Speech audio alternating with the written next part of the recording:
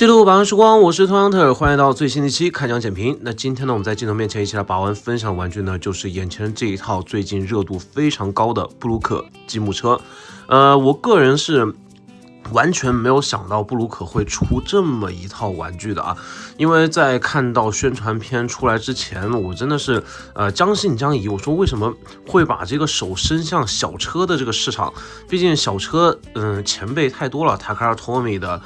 托美卡的小车，对吧？还有风火轮以及海之宝，基本上很多大厂都有非常成型的成熟的小车产品线。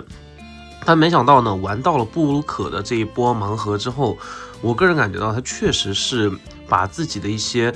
拼装的概念呢，或者说它新兴的这个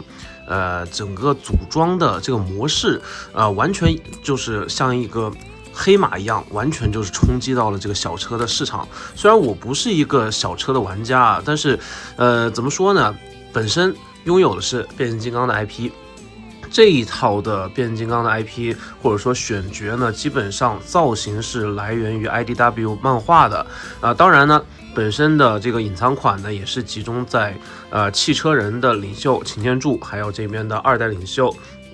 热破的这个身上。整个来说的话呢，几个配色我觉得都很喜欢，但是呢，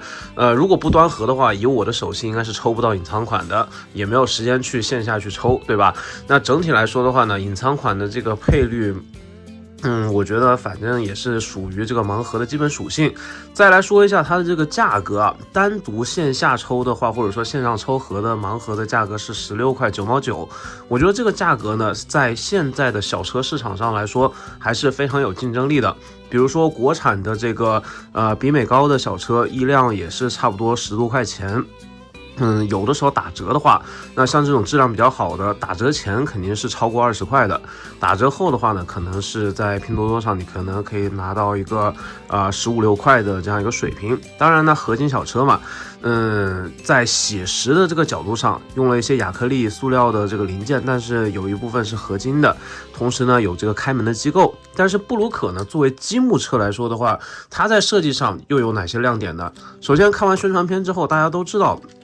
它其实是有一些合金零件的。那比如说我很喜欢的大哥的这个 IDW 的车型，但是呢它这个地方你可以看到它这个合金件上面，它是把这个注料口的断口设计在这个明显的地方。你其实怎么说呢，我觉得开模的话呢有很多种方式但是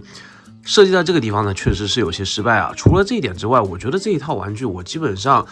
很难挑出非常大的毛病因为本身是盲盒属性。再者，如果说你是端盒的话，我印象中在这个拼多多上就是券钱应该是在130左右的一个水平。那最后大家多少钱拿到，我觉得就是各凭本事反正130这个基准以下反正就大家各凭本事再者呢，就是在有一定合金的这个基础上，而且这个合金能被这个磁铁所吸引，所以说它肯定是掺了铁、钴、镍等元素进去之后呢，形成了这样一个材料，而且这个材料呢肯定是比较容易成型的，不然的话这么一堆全部都是铸件的话，很难去控制成本。当然也可能就是小布呢，他们家这个成本控制就是某一条线是亏的，但是用来赚的这个钱呢，去养这条线的这个产品研发，我觉得也都是有可能的。这都是我对这条产品线的这个希望和猜测那这条产品线呢，它的通用零件的设计呢，我觉得也是非常精彩的。拿擎天柱和威震天为例他们呢都是采用了3节这个通用零件。你可以看到呢，除了这个通用的这个件刃之外，这个件刃呢主要是做出一个类似于这个 muffler 或者说这个排气系统的这个造型，然后呢两边呢可以插这个轮子呢都是塑料零件，但是它整个推车的感觉还有这个阻尼感都是不错的有些朋友可能会跟我这一台一样这个地方会稍微有一些生涩，因为老威的这个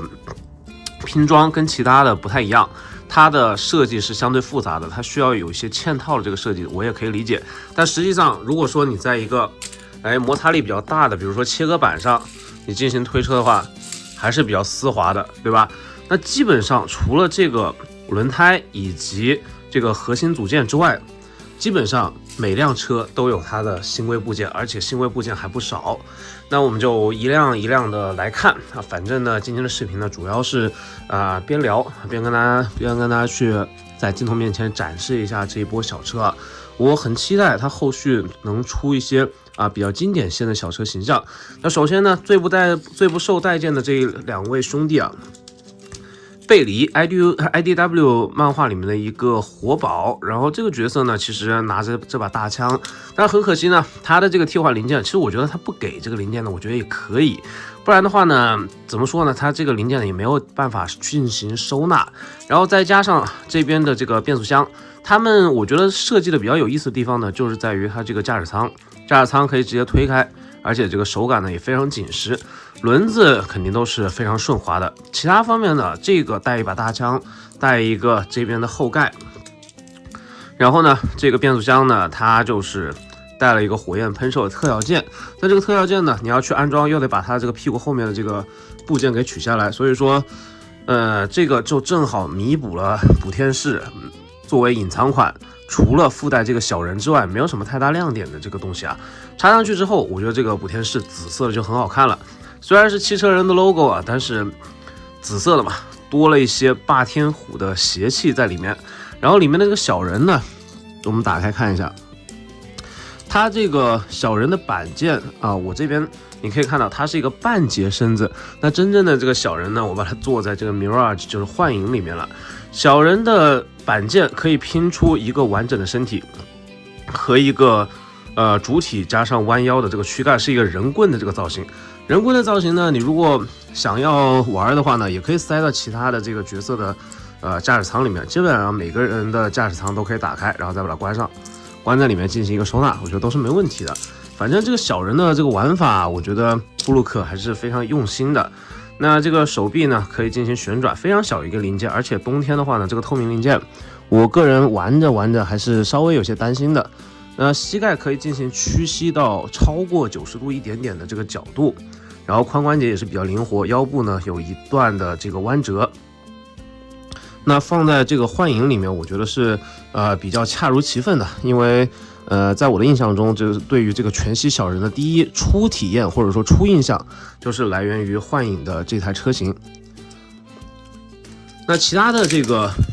造型和玩具呢，我们就快一点去带过。然后呢是 IDW 造型的这个警车，这个警车呢，你可以看到它背后的引擎和喷口啊非常给力。它最夸张的是它这边的这个驾驶舱从头直接掀到尾，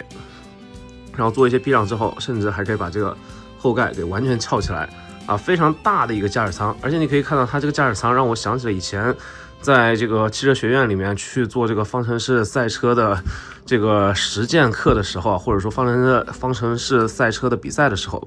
这个车架呢也都是一览无余的感觉。虽然有些简陋啊，但是其实怎么说，该有的都有。然后再就是这一套里面我比较喜欢的这一款蹦蹦跳，我是没想到它会出这款载具啊，因为他是猛大帅的一个小弟，也算是比较不起眼的这个角色，但是这个整个车型包括6个轮子以及侧边的这个银漆的小细节，有点像这个排气的这个部分啊，个人觉得做的都是非常不错。而且呢，这个中间的部分2个排气管向两侧延伸，我觉得也算是设计的比较合理。虽然是科幻型的载具，但是呢也加了一些现实的元素进去。而且你可以看到啊，每一个的方向盘也都做了。中间的这个合金零件呢，虽然不叫冰冰凉凉啊，因为它虽然是合金零件，但是我觉得可能合金占比呢不到30%，大部分还是一个塑料件。只不过它把它整个材料均布之后呢，让它这个材料属性呢非常的给力，甚至是有一点点坠手的感觉，就完全超越了我对所谓的这个积木车的概念。甚至呢，它还给了一个领导模块，领导模块呢中间的这个不是透明零件啊，它是个印刷。但是呢，说实话呢，真的很精致啊，很精致的一个小奖杯。那如果你跟我一样啊，没有抽中这个大哥的隐藏款呢，那不要紧啊，大哥驾驶室里没有人，但是呢，大哥可以把这边的领导模块装到自己的肚子里面。我觉得大哥的这个座舱的开启方式呢，也是很有创意的，而且很好看。包括你看它的这个座椅、方向盘以及座椅下面的下沉部分呢，都是有做出来，而且整个重型卡车的这个车头也是非常完整、很完美的这样一个造型，除了头上的这一个点点，真是瑕疵比较大。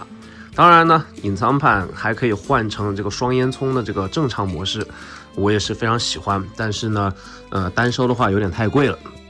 无所谓啊，这个东西随缘。接下来我们来看这个另外一侧的这个大哥，就是我们的老威。老威的底盘刚才已经看过了，其实设计的是非常有特色的，而且呢，甚至呢，你可以从他的身上啊，就是他的变形应该是怎么样的，一目了然啊，双手啊，双脚，对吧？但是本身不能变形，作为载具来说，老威这个真的是很霸气啊！而且它的这个炮台转动的时候，还有这个齿轮关节，但是我这边可能真的是中奖了，这个地方的这个 C 扣，或者说这个关节真的是比较松。抬炮的这个角度呢，可以来到差不多30度的水平，再加上这边这个关节的阻尼和这边的齿轮关节，我觉得把玩手感上来说，这一款非常不错，而且银漆也足够漂亮，同时还原了这个老威 IDW 漫画里面胸毛的这样一个造型。那其他的部分呢，我们把这两位放在一起看。好，基本上铜模的这个诈骗和这边的探长区别基本上就找不出来了。那前保啊做出了这个区分，然后后面的话呢则是一样的，然后上面搭载他们这个机枪的部分呢，炸弹的这个机枪非常还原啊，就是曾经这个炸弹变形金刚的这样一个武器，旁边还有个小导弹。探长的这个小机枪呢，怎么说呢？我觉得是稍微省略了一些细节，不过也算是比较好看的。感觉上面可以做一个小人仔的那种感觉啊。整体来说的话呢，这两个敞篷车还有一点可动性，就是他们的前风挡可以完全降下来，也还不错吧。整体来说的话，这两款吉普车，在我心目中的这个排行呢，是这套玩具里面比较偏后的。因为造型不太完整，而且有点过于大了。那说到这个比例来说的话呢，我们就直接拿这个比较像车的这款贝黎啊，不叫贝黎啊，这款应该是浪客和游民黑白两辆车啊，都是霸天虎的这个成员。这辆车呢，怎么说有点科幻，但是它毕竟是4个轮子的载具啊。我们看一下，跟一般1:64的比例的这个合金小车的放在一起的对比。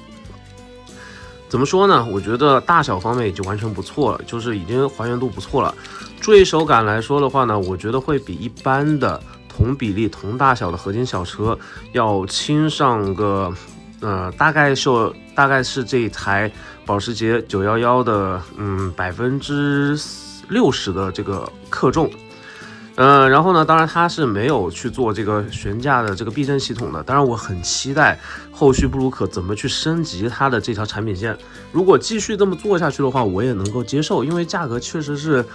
不是特别贵。但是呢，你又如果喜欢收集这种科幻载具，或者说，毕竟呢，这个变形应该是没有授权给布鲁克的。那如果想把人形、机器人形态还有载具形态放在一起，甚至你自己做自己喜欢的挂卡的样式的话，